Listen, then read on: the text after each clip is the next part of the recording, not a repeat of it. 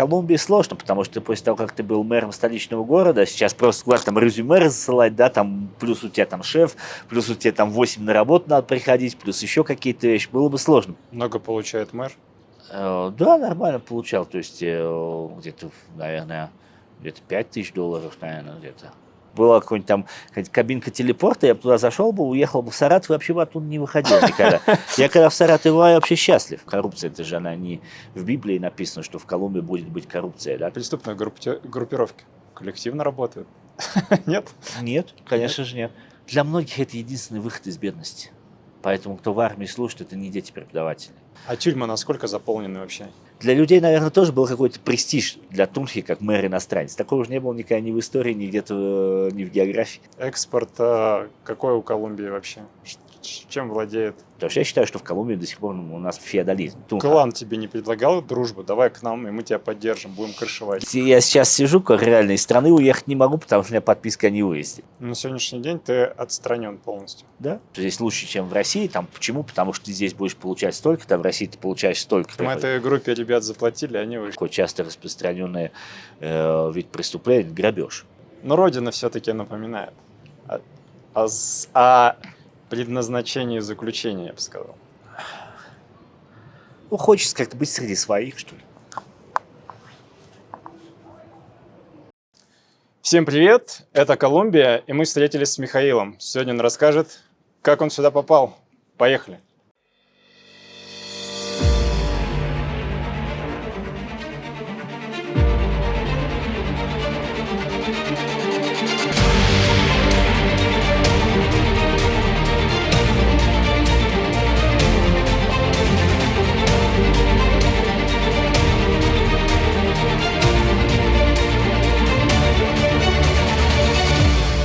Когда ты стал мэром, вообще приходил к тебе криминал, как это обычно бывает? Так, ты новый мэр, сейчас будем налаживать контакт, чтобы нас не трогал, мы тебе, вы нам. Нет, здесь такого нет, здесь криминал, в общем-то, он давно связан с политическими кланами, поэтому, то есть, как бы, если...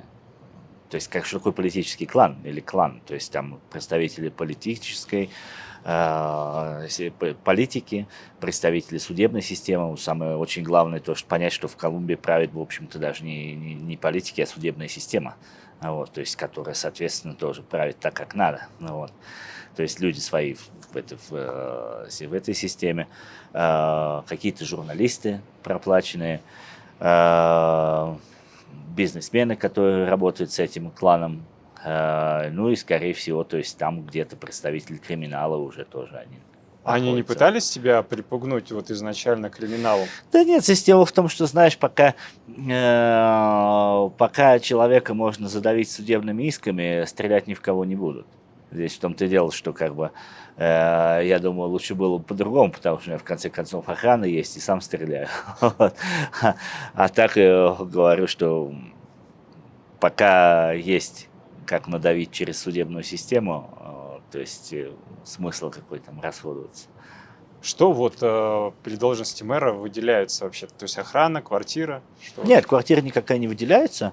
Вот, оценивается охрана тоже не автоматически, она просто оценивается степень риска, вот, и тогда выделяется. То есть у тебя сейчас охрана есть? Нет, сейчас у меня уже уменьшили ее, то есть у меня было 3 охранника от полиции, от нашей Тунхи, и 1 охранник с машиной, стрелок-водитель. Ведет и стреляет. Всегда стрелок-водитель, что это? Вот. От государственной, то есть службы там, безопасности. Вот сейчас государственная осталась, пока они не проведут новые экзамены оценки рисков, а от полиции то оставили 1 человека на месяц, ну, в начале июня его тоже снимут. Ну, самое главное то, что это, конечно, было реально, как, не знаю, это перемена жизненных обстоятельств конкретная, то есть, когда меня выбрали, когда я стал мэром именно, то есть, это, представляете, я же никогда не был ни в политике, ни в государственном управлении, не управляющим фирмой, там, то есть я был просто обычным преподавателем, да.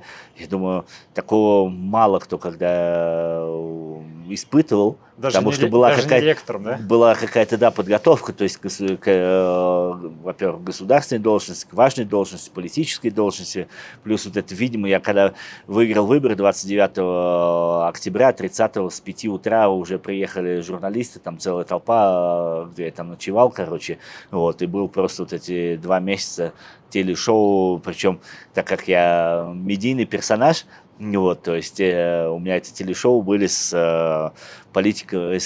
журналистами такого крупного масштаба на центральных телевидениях, на всех вот этих там, программах и новостных, и таких развлекательных, то есть я прошелся по всем. Вот. Мне кажется, такое сравнение, знаешь, как Гарри Поттер, когда первый раз приходит в Хогвартс, когда он не знает ничего про это, и там ему, вот, это твои деньги, Харри Поттер, а это, там, пойдем выбирать палочку, и тогда заходит, и все, это Гарри Поттер, то же самое, когда приходил, ты куда-нибудь заходишь, то есть, это мэр Тунхи, то есть, Тумха, в общем-то, я поэтому думаю, дополнить к тому, что мы сделали в городе за время мэрства, то есть это, во-первых, вернули людям доверие к власти. Я никогда ни от кого не скрывался, я всегда выезжал на объекты, я сам выезжал, там измерял толщину асфальта, который кладется, я сам за трактор садился, за бульдозер садился, то есть я еще когда в Германии на практике был, все это ездить умею, там и на погрузчике, вот.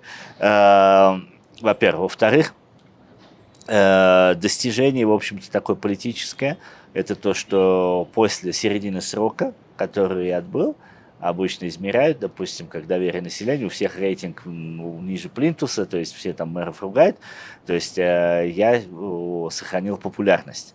Вот. И третье, также с финансовой точки зрения, откуда деньги брали, как говорится. Во-первых, если не воровать, то все как бы можно успевать делать, да. Мне только что обидно, то есть, что город разрушен и в долгах, да, так можно было вообще сделать все классно, то есть улицы заасфальтировать, а не дырки латать, а полигонами. Вот. То, что в первый год, в конце года мы собрали на 22 миллиарда песо больше в казну задолжников. То есть человек здесь, например, должен там налог, если его там не теребят, то он может и не платить, через 5 лет оно списывается. Вот. А мы собрали, причем люди начали платить задолженность там с 2012 года, причем то, что она уже списана, давно ее платить-то даже мог и не платить. Вот. Поэтому, то есть, тут ни лайки, ни анкеты, ни рейтинги, а я думаю, что уровень доверия населения к правительству – это уровень оплаты налогов, задолженность. То есть люди вручили мне свои деньги, свои налоги, потому что поверили, что это не разворуется. На сегодняшний день ты отстранен полностью. Да. А исполняет обязанности сейчас кто? Да, там вообще бардак полный. Во-первых, там первые 2 недели был исполняющий обязанности, поставленный губернатором, но он как бы из моей команды был, то есть с кабинета министров наших. Вот, а потом партия высылает 3 человека, и из нее губернатор выбирает, но это, как бы сказать... Это не выборы будут, это губернатор? Нет, то есть он выбирает, но это все это как бы договоренности между высокими политиками, кто туда сядет, и сейчас там полный крандец, поставили там девочку 26 лет, как бы, а за ней стоят серьезные люди, и типа такого. Вот. Но сейчас по закону через 2 месяца будет внеочередные выборы на срок, в оставшийся срок, который я должен был досидеть, то есть до 31 декабря 2027 года. Вот, то есть, получается, будут сейчас выборы, и этот новый мэр будет, то есть, получается, год с небольшим. Но ты туда не можешь никак баллотироваться. Могу. Даже я, в том-то дело, что по исключительной, мудрости колумбийских законов, то есть меня отстранили от должности, и вообще по плевой причине, то, что я якобы, когда там за год до выборов ты не должен занимать государственные должности, я преподавал в университете, он государственный, все это слепили, типа, все, мои выборы недействительные. Вот. Народ, конечно, в бешенстве. Вот. Но у меня никто не отнимает права баллотироваться сейчас на этих выборах, например. Ты планируешь? Вы за границей, все незнакомо, все чужое, и вдруг здоровье под угрозой. Что делать? Вас не оставят одних. Росмедицина как тень, что всегда рядом. Мы организуем срочную госпитализацию, эвакуацию, даже роды за границей. И все это в лучших клиниках Латинской Америки и России. Включите Росмедицина в страховку и получите доступ к лечению без доплат. Медицинский самолет, скорая помощь в аэропорту, врачи мирового уровня. Вы не просто пациент, вы под защитой Росмедицина. Когда здоровье – дело жизни. Да нет, я что-то уже напугался на всю жизнь этой политики, потому что, я же говорю, то есть там же еще уголовные процессы завели, вот, а потом и завели за такие вещи, за которые ни одного мэра никогда ничего не будут заводить. Не то, что там меня поймали, я не знаю, там с деньгами, какие-то взятки или еще что-нибудь. Вообще такого нет, то, что говорю. А какие статьи это? Статьи обе, причем незаконный интерес при заключении контрактов. Вот, то есть там... Ну, своих друзей как бы это привлекал на контракт. Нет, даже не так. Да, в общем, друзей-то никто не запрещает по закону. Да? Это не запрещается. Вот. То есть нет, родственников нельзя, но у меня родственников нет.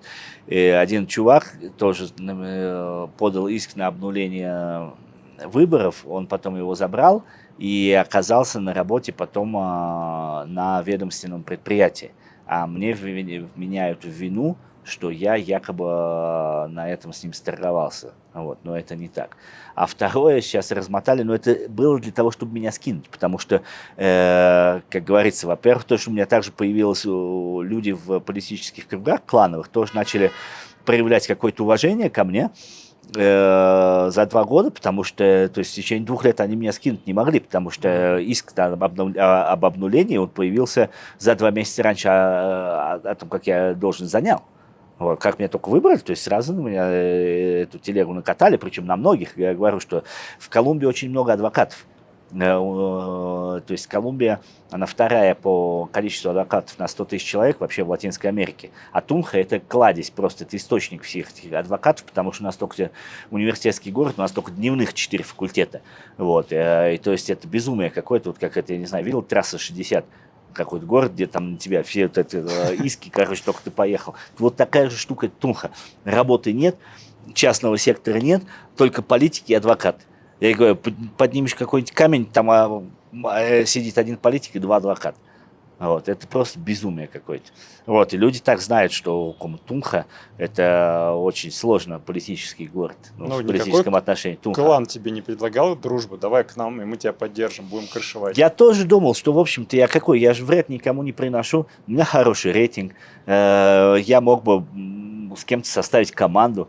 Что такого-то, я тоже не понимаю, за что вот такая вот именно, может, ксенофобия какая-то, может быть, и реально как-то, типа, разрешение не спросил и выиграл. То есть реально хоть на политическое убежище подавай, потому что, честно, я не знаю, потому что, конечно же, все эти структуры, они же тоже должны подписываться новыми кадрами. И я тоже не понимаю, почему никто не сказал, слушай, давай вот это с нами работать, так, то все, как мы тебе предложение там, не поступало. Мне лично так, чтобы прямо, и чтобы я это конкретно понял, нет. Я думаю, еще знаешь почему? Может быть, с самого начала, потому что как-то, выиграл выборы чувак, да, все же знают, что за мной никого нет, и то, что, иск на меня завели, то я не смогу ни защищаться, ничего, что быстро меня скинут. Вот. А я продержался, и как бы с самого начала как-то место не застолбили, и потом как-то, когда тут все вот эти журналюги наши местные, там каждую неделю, что все, через 2 недели русский мэр уйдет. И так в течение 2,5 лет. И то есть, конечно, как бы людям как бы тратиться, растрачиваться, светиться, наверное, не хотелось. Я не понимаю. Я тоже сейчас уже апостериори, получается, тоже разговариваю с некоторыми там политиками, закидываю как бы там удочку, типа того, ребята, в общем-то я белый и пушистый, я, собственно, какие интересы чьи перешел. Или кто-то ко мне подошел, сказал, там, слушай, вот тут стройка идет, там, не трогай. Там, типа, там таджики работают там без этого, без разрешения, ты туда не ходи. Вот. Но никто же этого не сказал. По умолчанию, значит, решили выдворить. Но я думаю, опять же, это еще тоже, и кто-то тоже мне сказал, но я тоже думаю, это показательное наказание, чтобы как бы порка на центральной площади. Никто лишний не Для совался. того, чтобы люди лишние не сувались. Типа, ты хочешь быть кандидатом? Вот смотри, что было. Вот, я думаю, потому что как бы один там, ладно, я там выиграл выборы, ну, как бы сказать, Колумбия переживет. Но если мой пример, это как я, медийная личность, то есть кто-то изучит компанию, кто-то там позовет в компанию, кто-то еще что-то на государственном уровне, на национальном уровне, уровне страны, у нас 1103 мэра. Если, допустим, в 1103 муниципалитетах, допустим, хотя бы 50 человек аутсайдеров выиграет на следующих выборах, то начнется крах вообще всей системы. Тогда вот этот принцип деньги и государственный аппарат делать выборы, это же уже работать не будет. Это же можно вообще власть потерять. Можно же вообще там демократию построить. Можно, я не знаю, в европейскую страну превратиться. Да как так? А как, что произойдет со всеми вот этими феодалами? Потому что я считаю, что в Колумбии до сих пор у нас феодализм. То есть феодальная структура в современных условиях. То есть когда власть и богатство происходит от управления и владения землей, это феодализм. А президент как вообще выбирается? Президент выбирается, ну, как бы на свободных выборах. То есть туда случайный человек может попасть? Может. Может. А по факту? Может. И по факту на прошлых выборах был конкурент, в общем, сейчас президент, он хотя и левый, то есть как прогрессист, то есть левак, но он же системный человек все равно. Он оппозиция, но это же система. Вот, он был и мэром Богаты, и сенатором, то есть это системный человек, политик. Да, он левак, но он системный. Вот. Его выигрывал, в общем-то, Рудольфо Эрнандес, он сейчас умер уже, да, вот умер достаточно быстро после выборов. Ну, не то, что выборов сейчас, где-то клеветать там, что 2 года, он где-то рак был, но вот он побеждал. И он был мэром города Букараманги, но он такой же, типа меня, то есть он предприниматель, потом также стал мэром, тоже он такой, типа, шоумен, как, не шоумен, а не как Трамп, конечно, но все равно, то есть такой медийная личность, о нем все говорили, то есть мэр Букараманги. Вот. И он потом пошел на президентство и почти выиграл. Вот. Но я думаю, что там тоже часто, я думаю, что он просто сам отказался. Потому что в последнюю неделю он вообще уехал что-то на Майами, начал пургу гнать в сетях. То есть такое ощущение, что какой-то был договорняк, и его просто, скорее всего, сказали, типа, давай-ка тебе все равно тут пару лет остается. Отдыхай в Майами. В стране нужны перемены, у тебя тут семья есть, типа, вот тебе еще там вагон бабла, и как бы сказать, давай-ка. Вот, я думаю, было так, потому что он выигрывал. Вот. А это аутсайдер, да, это Милей, это аутсайдер. По твоему мнению, какие все-таки минусы преобладают в Колумбии с точки зрения вот иностранцев, которые приезжают, смотрят? То есть насколько здесь вообще стоит изменить еще, чего не хватает? Когда мы философствовали со студентами часто, мы всегда пытались найти философский камень. Как можно страну изменить? Что изменит Колумбию?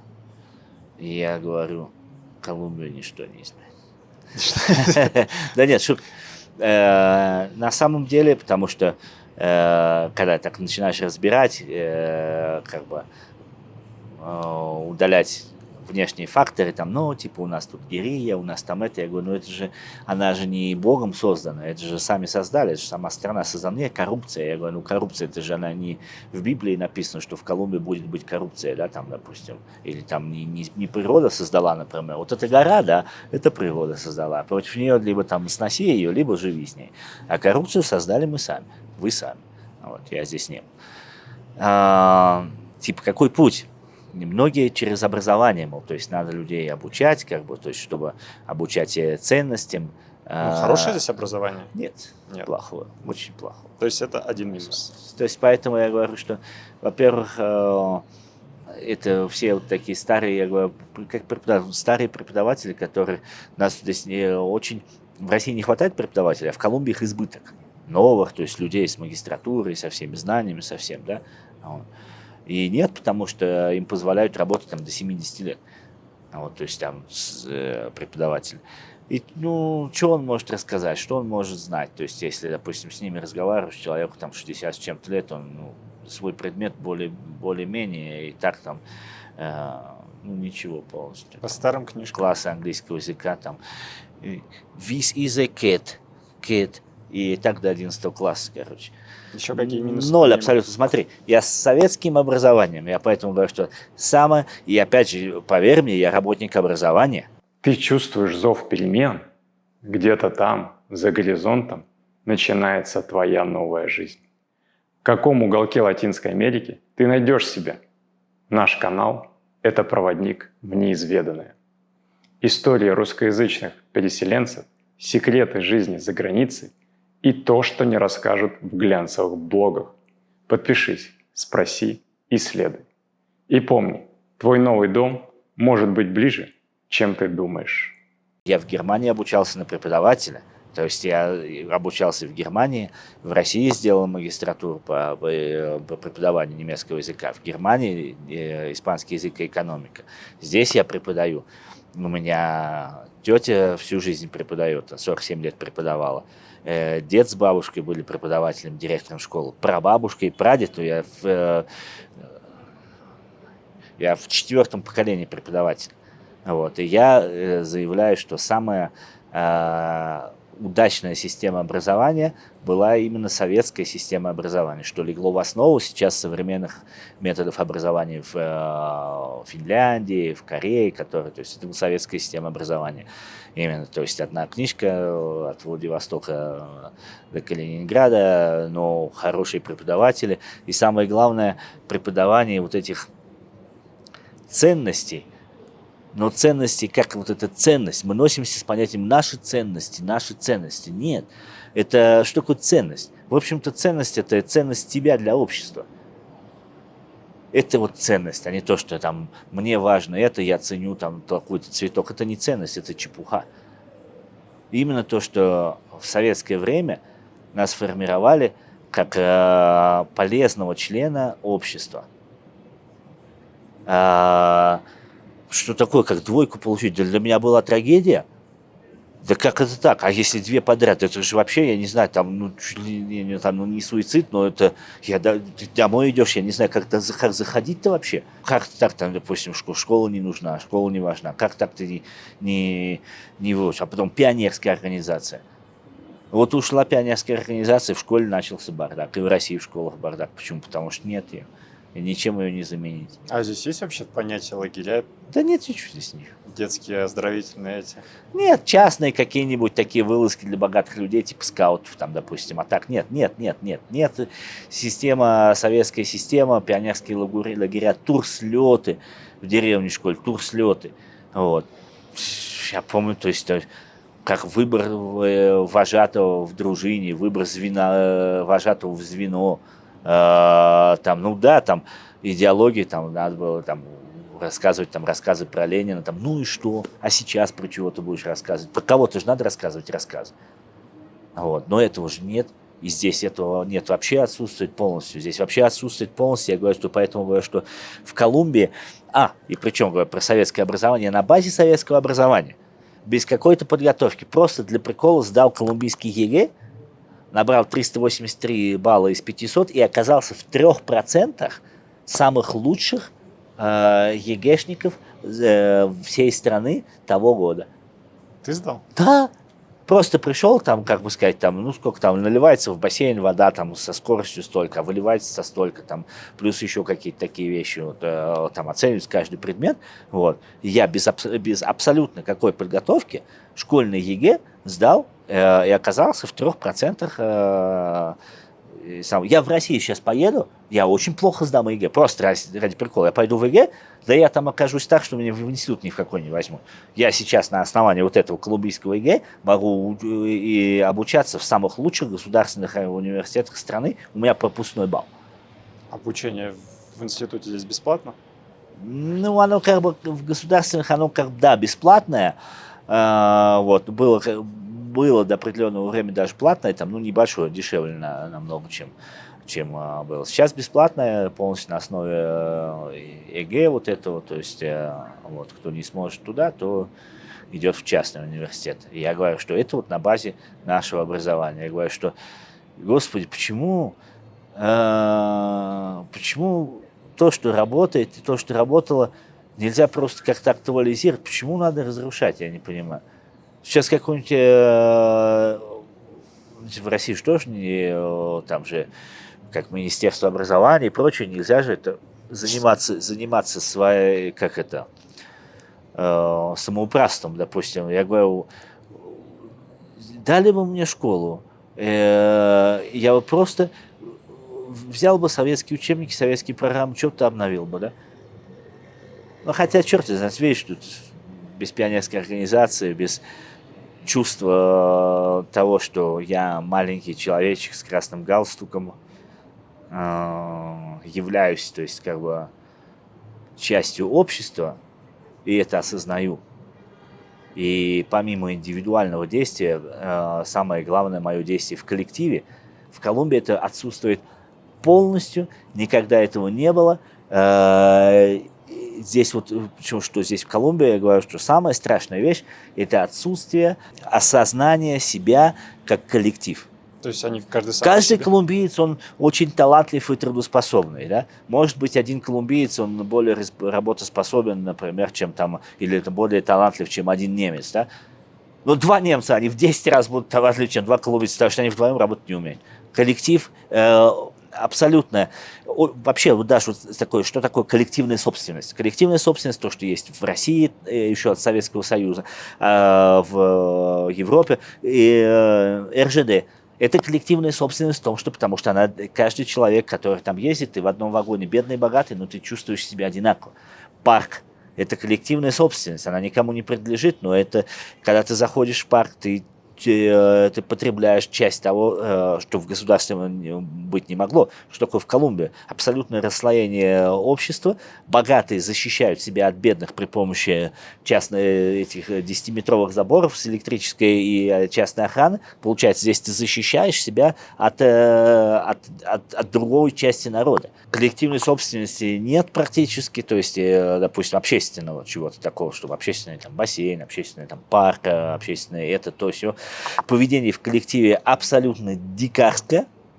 Это видно даже, допустим, в Тунхе, там, допустим, маленький город, там с 5 до 7 пробка там, в течение 2 часов. Как вообще? В Москве таких пробок нет.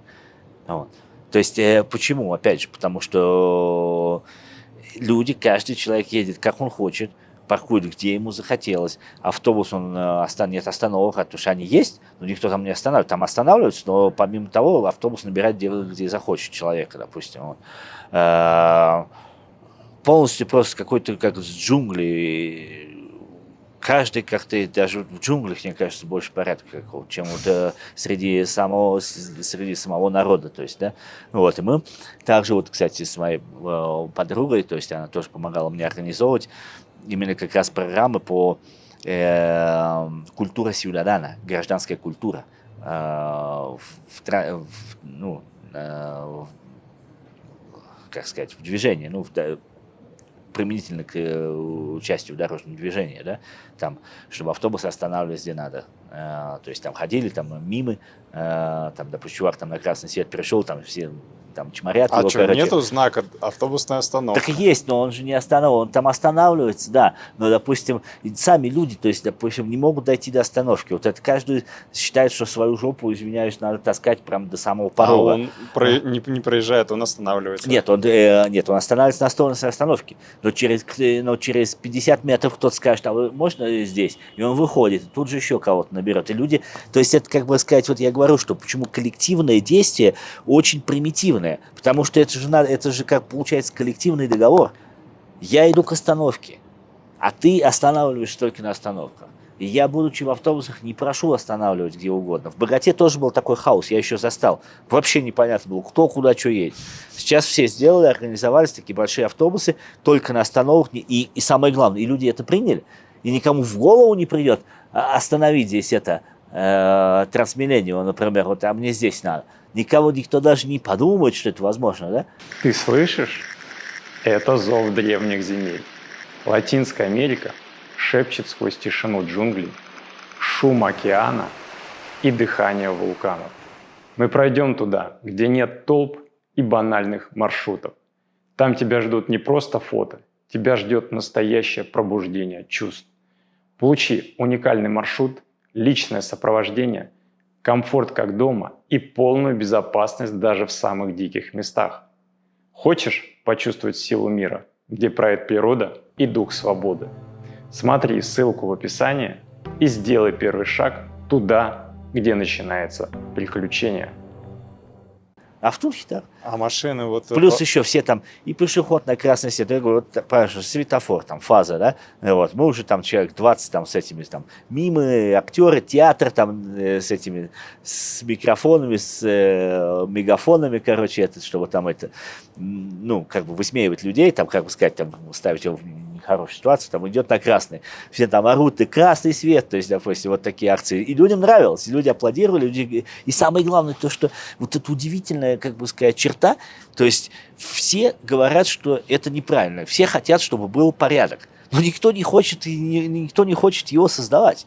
Все ждут, что кто-то придет и наведет порядок. Но когда ты находишь наводить порядок, кому-то это что-то не нравится. Вот, например, тоже проблема была в прошлом году. В общем-то, по логике тоже там две центральных улицы, на которых очень много там магазинов, через самый центр города. Вот. Туда, короче, там постоянно пробка. Вот. Я решил просто оттуда частный транспорт убрать и сделать только, чтобы автобусы там ходили. Вот. А остальные, то есть, ну, как объезжайте хотите, либо что-то. Да ты что, люди не приняли. То есть, у кого магазины, они посчитали, что у них снизится продажи. А как у тебя снизится продажи, если человек на машине едет, он все равно же не купит из окна. Если человек туда идет пешком, как раз он посмотрит на витрину, что-то увидит, что-то зайдет, что-то вспомнит. А потом по статистике 76% все равно туда ездили на общественном транспорте. Ни хрена, забастовки, протесты так и пришлось отменить. Сказать, ну вот мы доработаем, мы посмотрим, что как. Вот, пожалуйста. Часто здесь забастовки, вот перекрытие дорог происходит? И повстанцы еще выходят, да? Ну, это все же организовывается. Я тоже раньше думал как-то, что типа народ, там воля, и как-то, я не знаю, может во Франции там и народ, а тут и политик, например, организовывает эти забастовки для того, чтобы насолить другому политику. Мне же организовывают забастовки там постоянно. Такие, ну, и я знаю, что за ними стоят. Я знаю, кто вот этот чувак пошел туда, сказал, этот чувак, это у меня все есть, вся эта информация. В общем, этой группе ребят заплатили, они вышли. Конечно, а потом, опять же, все эти забастовщики сейчас как бы, он сейчас бастует, а херакс через 3 года он это, кандидат в городскую думу. Ага, восставал, типа показывал, я там я хочу там что-то изменить, и даже не то, что что-то изменить, просто как бы тебе нужно, чтобы какая-то узнаваемость была, там, чтобы люди, ой, да, это точно. Он боролся. Ага, боролся. Пожалуйста, я говорю то, что для меня это вообще как и такой зоопарк, честно сказать. Но про коллективизм ты говорил? До коллективизма, да. Преступные группировки коллективно работают? Нет? Нет, конечно же нет. Опять же, потому что преступные группировки здесь нет. Есть, но здесь нет одного какого-то такого, то есть они не организованы. Есть такой, как бы сказать, эффект дисперсии. То есть здесь нет такого, чтобы там пошел куда-то в город к какому-то авторитету. Смотрящего нет такого. Да, такого здесь нет. То есть здесь разные мафиозные группы, которые многие противоборствующие. Вот, конечно же, есть кто там покрупнее, кто-то помельче, но так, чтобы кто-то что-то все контролировался, как там такой мафии, такого нет. Даже по районам не поделено у них, да? Твое, мое. Ну, в Турке такого нет вообще. У нас, в общем, Турция – это самый безопасный город Колумбии по статистике, по количеству убийств. Сейчас в этом году я уже не знаю, сколько там убийств, потому что меня же сняли. Ну, вот. А так-то у нас были эти показатели европейские. Вот.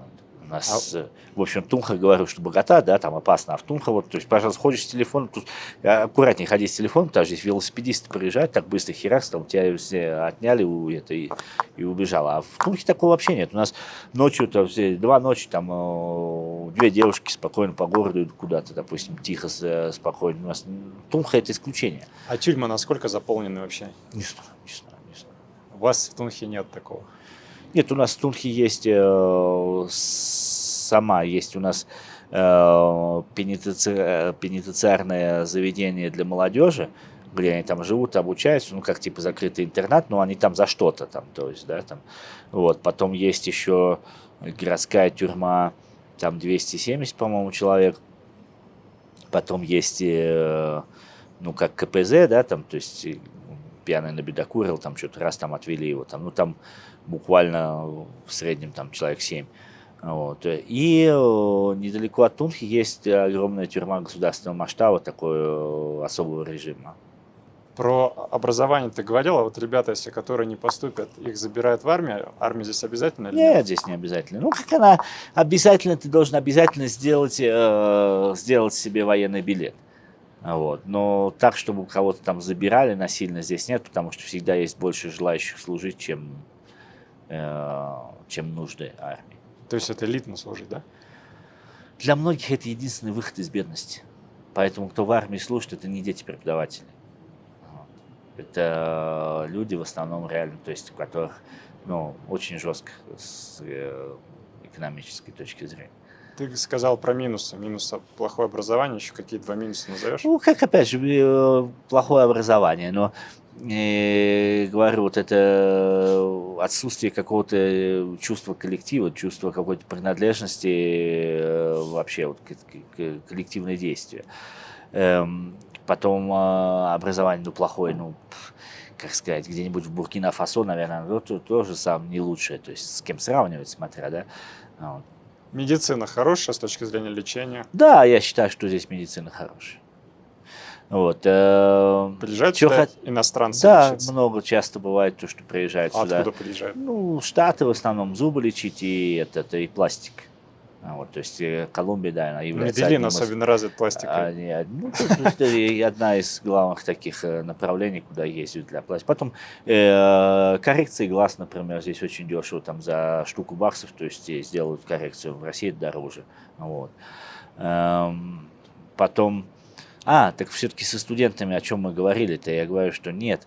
И образование тоже не поможет, потому что учителя какие. То есть я говорю, что здесь очень плохо с преподавательским составом тоже, я считаю. Потому Ну, что это суммарный вопрос. это ужасно просто, потому что, я говорю, ну в Европе что хорошо, все говорят на иностранных языках, то есть, так, как бы сказать, тебе могут там дать лекцию на английском, там материал, там что-то почитать.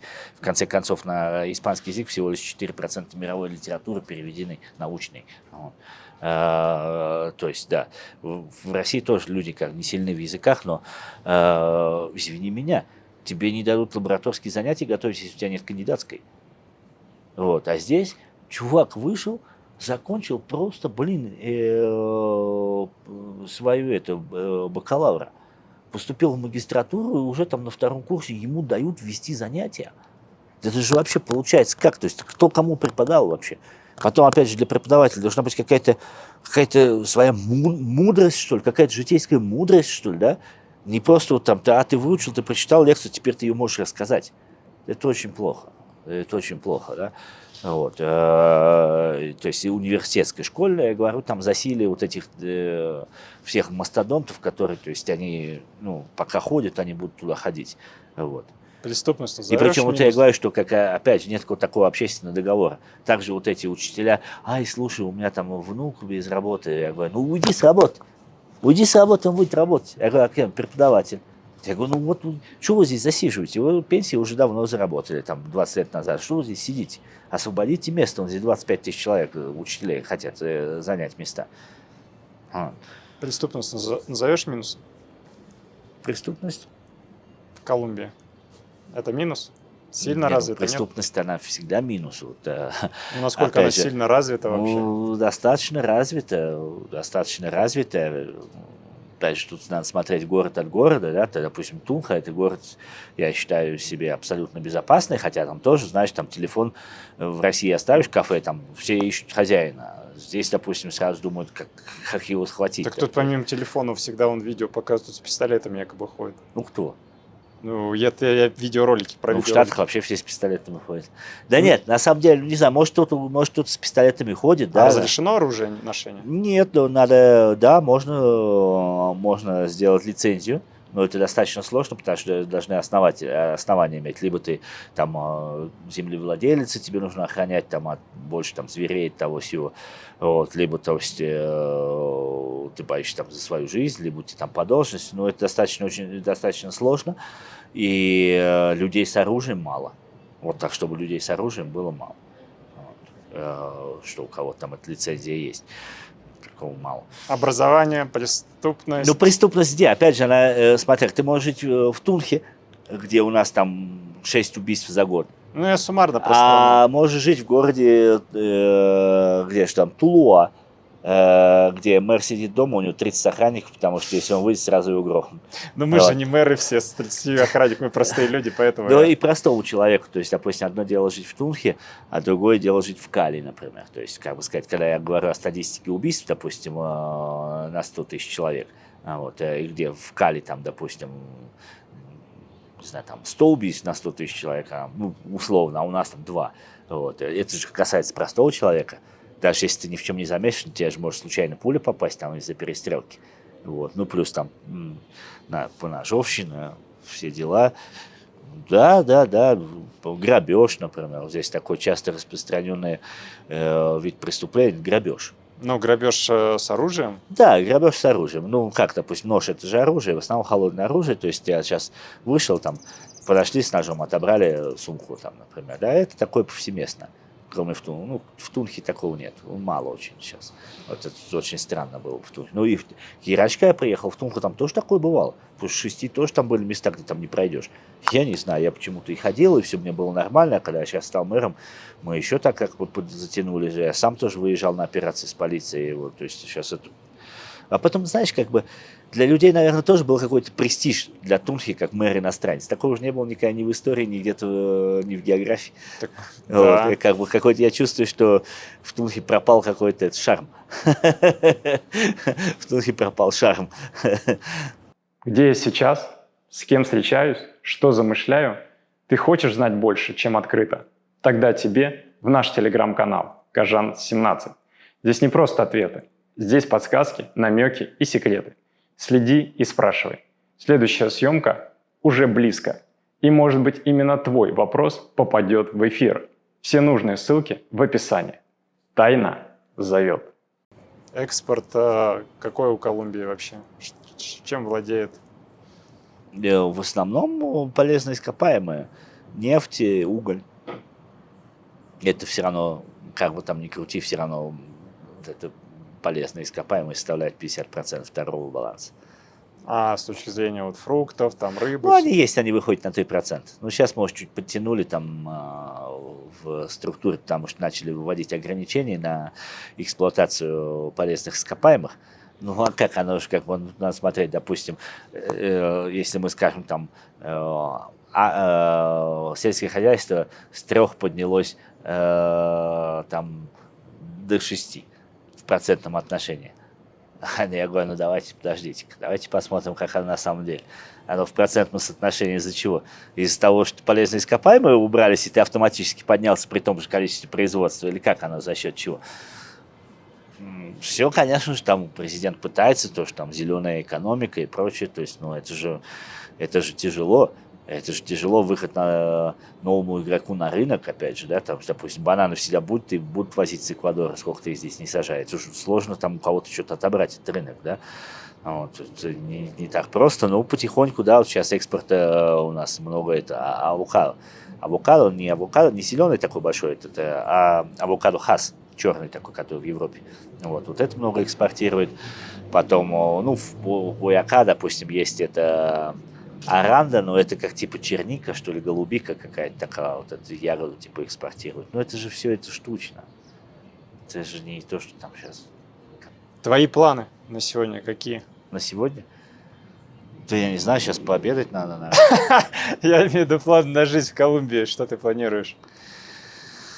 Ай, если честно, это очень сложно. Я каждый день, это у меня такие какие-то эмоциональные качели, что планировать. Я вообще планировал быть мэром до конца своего срока, в конце концов. А после этого я хотел уехать куда-нибудь на года на два учиться. Учиться, В путешествовать. другую но- страну? Да, но не из-за диплома, а из-за знаний, потому что я хотел бы поучить, опять же, то есть какие-то такие темы урбанистики, например. То есть я вообще планировал, если честно сказать, как я хотел, чтобы оно было.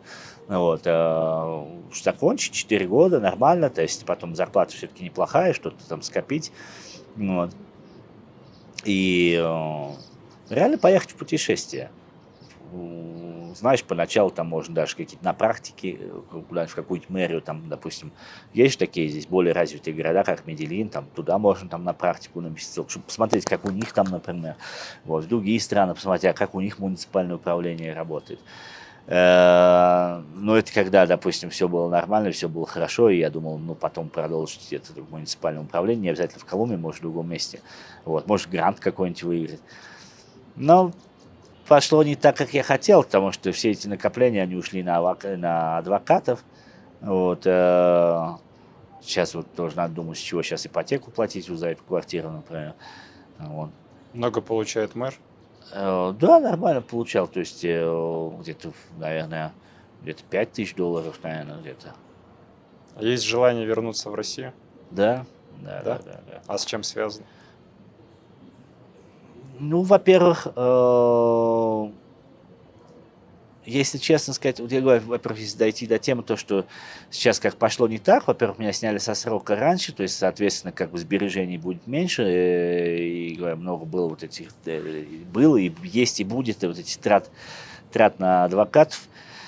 Вот. Плюс потом еще говорю, мне сейчас сформулировали вот эти уголовные дела, для чего? Для того, чтобы просто меня как типа это напугать и отстранить как от политики, для того, чтобы я сам туда не лез, потому что я же знаю прекрасно, вот почему мы говорим, сейчас внеочередные выборы будут через 2 месяца, я пошел и выиграл, вот. Через очередные через 1,5 года. Я пошел и выиграл. Вот, допустим, или еще Но до того какие-нибудь. момента, пока там люди не поменяются. Да. Вот поэтому, то есть, говорю, поэтому для того, чтобы меня держать как бы в стороне от этих дел, то есть лучше меня как бы прессовать. Вот сейчас меня прессуют этой прокуратурой, там, типа, на 14 лет от запрет на занятие государственных постов, например.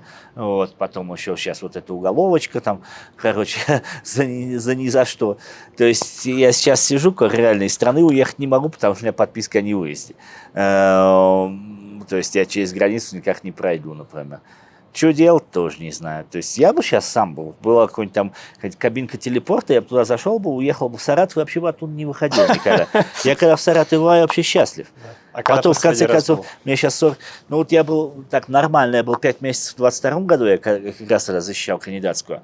Вот. И будучи мэром, я ездил один раз в августе 24 года в Москву на форум БРИКС.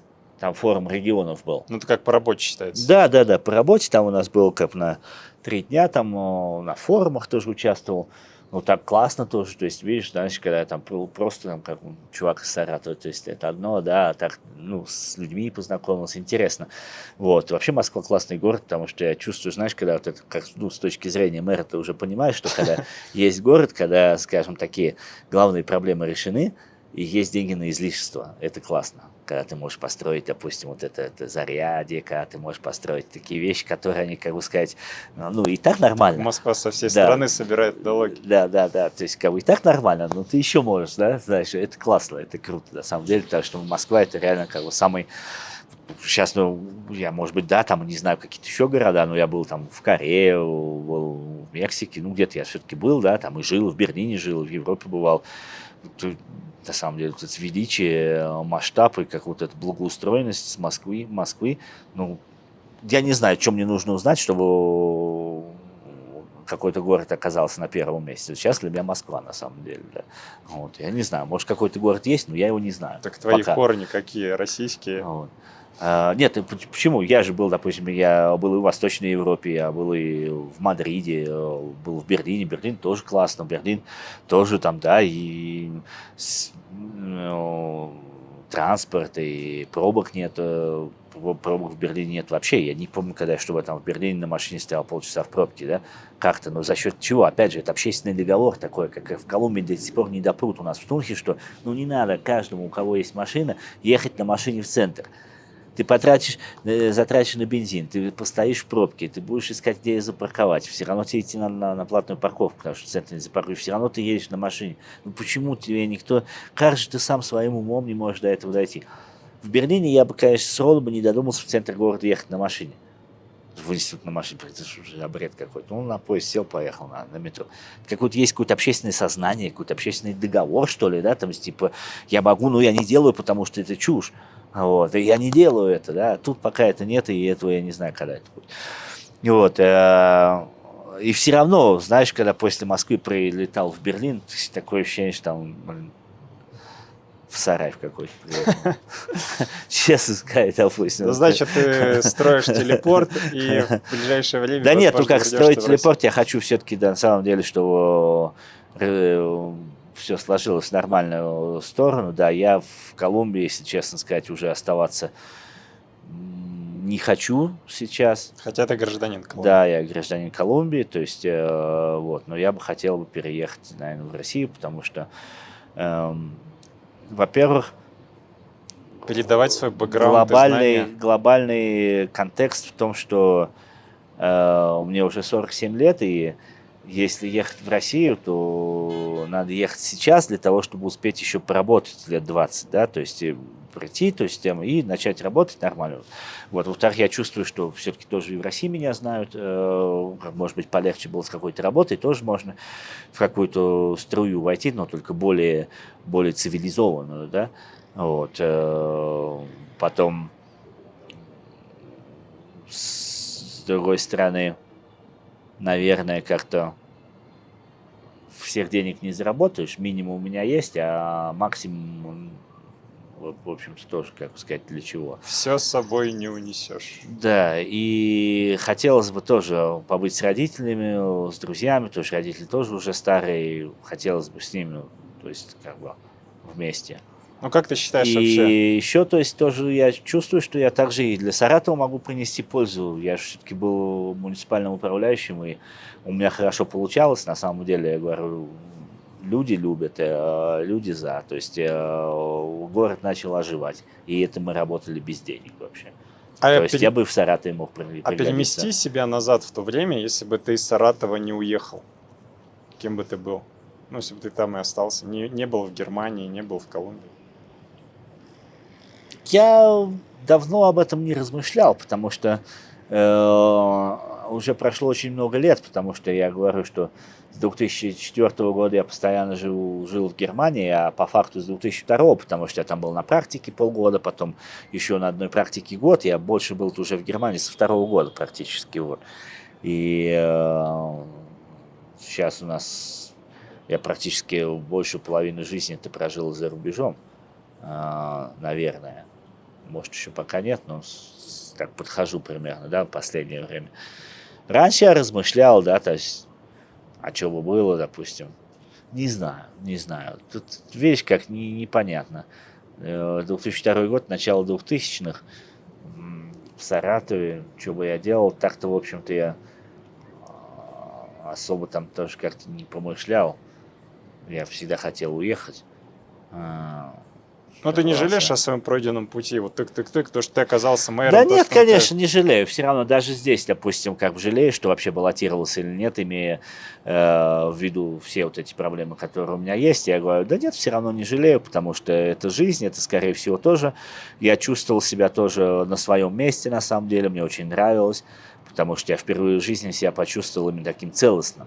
Потому что, допустим, знаешь, там, преподаешь немецкий язык, думаешь, ну а зачем вообще тогда у меня кандидатская по социологии? Преподаешь там что-нибудь, экономику, думаешь, блин, зачем это 6 языков там или что-то, если они здесь никому не нужны. А когда ты мэр, ты все пригождается. Даже когда я там в Германии на практике трактор водил, вот сейчас сел на экскаватор, например, так просто ради прикола, там минут 10, там это асфальт, не асфальт, а это землю там, допустим, потаскал с одного места, будучи мэром. Людям нравится, люди в ладоши хлопают, никто из мэров это не делает, да. Вот. Все пригодилось. Вот. Я чувствовал себя именно то, что вот на такой должности именно нужны все знания. Я чувствовал себя хорошо. В Россию, не знаю, я бы, конечно, поехал бы, даже неважно, позвали, как говорится, типа, позвали на должность, не позвали на должность, я бы и так поехал. Вот. Тем более, что я, знаешь, во-первых, давно не был, во-вторых, когда особенно ты не можешь выехать, и еще больше хочется. В-третьих, то есть, как бы, тоже здесь эти проблемы со всеми судами. Я не знаю, когда я там разберусь, и как, и в какую сторону, и что, знаешь, то есть это сидеть ни за что тоже неохота, знаешь. Вот. Просто был бы вообще просто капец. Здесь вообще вся система гнила, а наказать надо меня. Это вообще бред какой-то. Ну и еще самое главное, знаешь, что такое? Я чувствую, что я в каком-то в прострации, потому что закончился цикл. Я чувствую, что закончился цикл, масштабный, глобальный цикл меня в Колумбии. Потому что, когда вы спрашивали, опять же, почему ты думаешь, как там, веришь в Бога или что-то, я считаю, что все мои колумбийские приключения, вся моя колумбийская жизнь, это была предопределена. Поэтому есть такие какие-то знаковые такие ништячки, типа у меня день рождения города совпадает с моим и прочее. Это некая твоя жизненная практика. И это, скорее всего, это было мне написано на роду. Иначе просто логики здесь нет никакой. Как так я оставил жизнь в Германии, будучи специалистом там, преподавателем. Ну, я учился на школьного преподавателя. Вот, и там, пожалуйста, там 80 тысяч преподавателей еще в те времена не хватало. А сейчас, наверное, уже там 100. Вот, сейчас детей еще понаехало, вот этих арабов, турков, там, персов, блин, не поймешь чего. Вот. Я тоже пошел в школу на практику. Их зверинец, блин, в Берлине, в райончик. Я тебя дополню. Вот ты не считаешь, что это твоя жизненная практика, вот Германия, Колумбия, для того, ты же сам говоришь, обществу нужно отдать, да? Ну, себя, свои знания. Ну, как жизненная практика. Жизненная практика, поясню, дополню, что ты, родившись в России, как бы свой бэкграунд жизненного опыта должен передать знаниями, опытом, да, в России. Да вот я и хочу, мне... Своему обществу, где ты родился, не тому обществу, которое тебе по факту чуждо. Да, ты набрался здесь опыта, практики, знаний, таких и сяких, но именно вот заключение. Я и хочу, вот это я поэтому и говорю, что последнее, самое главное, что я чувствую, что я хочу... ну, как я там видел, что-то умел, там, но я хочу там и...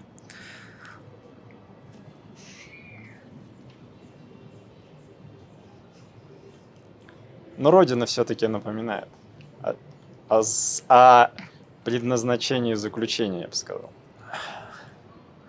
Ну, хочется как-то быть среди своих, что ли. Согласен.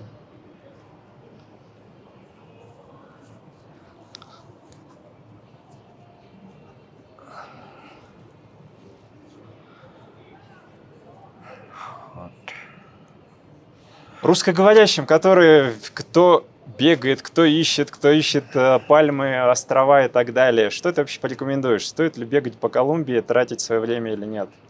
Или им нужно сначала это все осознать и понять? Да нет. Почему? Все же на автомате было. Я же говорю, что моя колумбийская история тоже, она, я говорю, она нелогична. Как, допустим, взять там из Берлина, из центра Европы, переехать в Тунху, блин.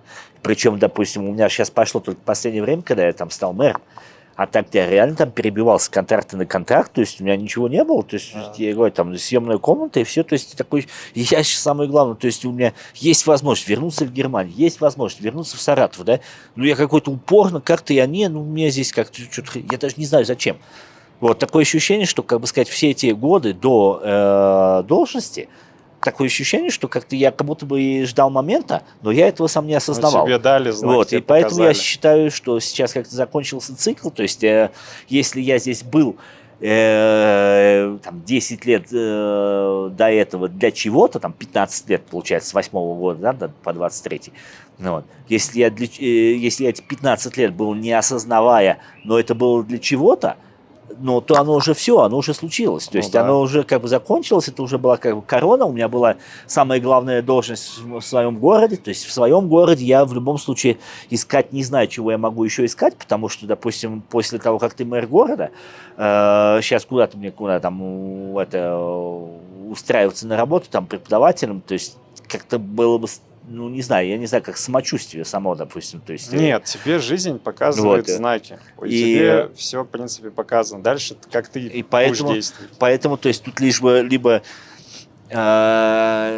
реально, то есть повторить выборы, опять выдвинуться на мэра, то есть опять же Тунхи, да, например, для того, чтобы доделать недоделанное, потому что не люблю, знаешь, что это как-то недоделанное что-то, да, потому что это помешали, не дали мне сделать, вот, либо уезжать, вот, поэтому мне кажется, в Колумбии сложно, потому что после того, как ты был мэром столичного города, сейчас просто куда-то там резюме рассылать, да, там, плюс у тебя там шеф, плюс у тебя там 8 на работу надо приходить, плюс еще какие-то вещи, было бы сложно. Поэтому было бы, я думаю, для меня самое удачное это сделать такой свитч, какое-то переключение резко на другую страну, где у меня там другой стиль жизни был. То есть, если я, допустим, приеду в Саратове, вот в чем я есть, как бы там, я сяду на свой велосипед, там буду ездить по городу, и мне будет прикольно.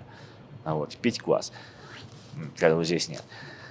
Классно. То есть, я говорю, сейчас при ближайшей возможности я бы хотел бы уехать, да. То есть уехать. Но в заключение, вот я тебе вопрос задал, русскоговорящие, которые приезжают в Колумбию в поисках другой жизни, да, вот им не нравится, к примеру, Россия, они говорят, вот Колумбия, тут это круто, тут.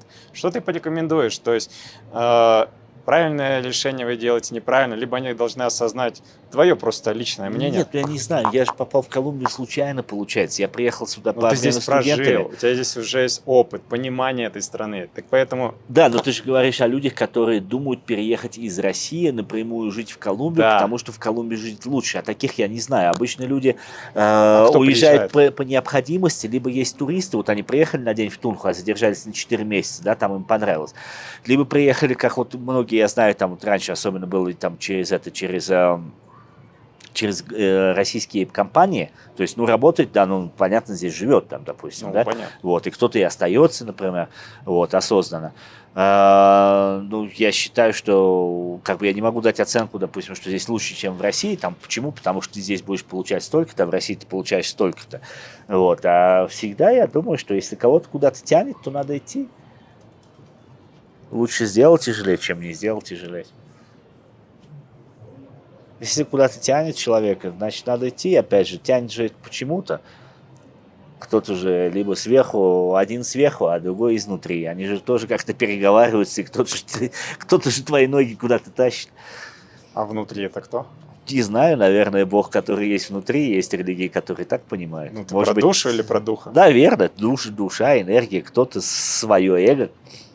Так-то же оно часто, что нога с головами тоже, ноги с головой не дружат, да, то есть, вот. Попробуйте сами, узнаете сами. Да, нет, если куда-то кого-то тянет, надо идти. Вопросы остаются без ответов, а может ты просто не задал их вслух? Загляни в комментарии и напиши.